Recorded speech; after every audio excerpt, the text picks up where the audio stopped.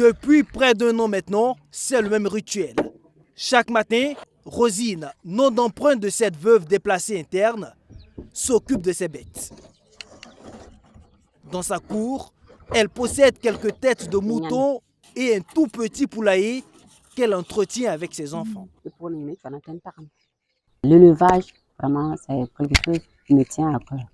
Voilà. Quand je suis avec les animaux comme ça, je suis contente. Mes problèmes, j'oublie mes petits soucis. En plus d'être un moyen de subsistance, l'élevage est aussi pour elle une thérapie qui lui permet de lutter contre un traumatisme qui la hante depuis plus de 2 ans. En 2020, elle perd son époux dans une attaque terroriste à Tanwalbougou, commune située à une 50aine de kilomètres de Fadane-Gourma. Elle-même est victime d'abus par les hommes armés. Ils avaient tué 5 personnes dans la famille et mon mari faisait partie. Ils ont pris tout le bétail. 3 jours après, ils sont venus prendre le bétail et même incendier ma ferme. Et aussi ouvrir, laisser s'évader mes autres animaux, dont les porcs. Voilà, parce qu'ils détestent les porcs. C'est comme ça que j'ai pris les enfants. J'ai même été violée, pardon. J'ai même été violée. J'étais enceinte. Moi, j'étais enceinte de 9 mois de grossesse. C'est comme ça que j'ai pris les enfants. On a pu venir à Namungo. C'est ainsi que Rosine se réfugie avec une vingtaine d'enfants à Fadane-Gourma. Son défunt mari avait 5 femmes. Une est portée disparue dans l'attaque qui a emporté le chef de famille.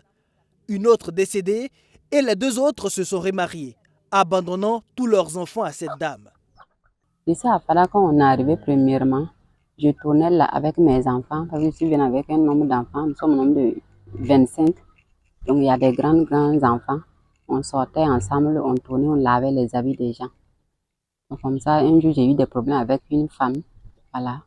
Elle m'a même giflé parce que j'ai commencé à laver les habits de son mari, au lieu de commencer à laver soit pour elle ou bien soit pour ses enfants. Donc depuis ce jour, moi j'ai mis fin à cette activité et on a changé d'activité. On partait maintenant chercher le bois en bourse et on revenait vendre ici.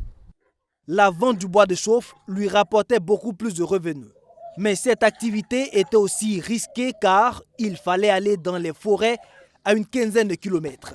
Un jour, elle sera enlevée par des hommes armés terroristes qui finiront par la relâcher après 72 heures de captivité. Actuellement, elle nourrit sa famille grâce aux dons de bonne volonté et de l'action sociale. Mais cela reste insuffisant vu le nombre de bouches à nourrir. Présentement, aucun enfant ne va à l'école et cette famille déplacée accuse 6 mois d'arriérés de loyer. Son vœu le plus cher aujourd'hui, c'est d'agrandir son projet d'élevage pour être plus autonome.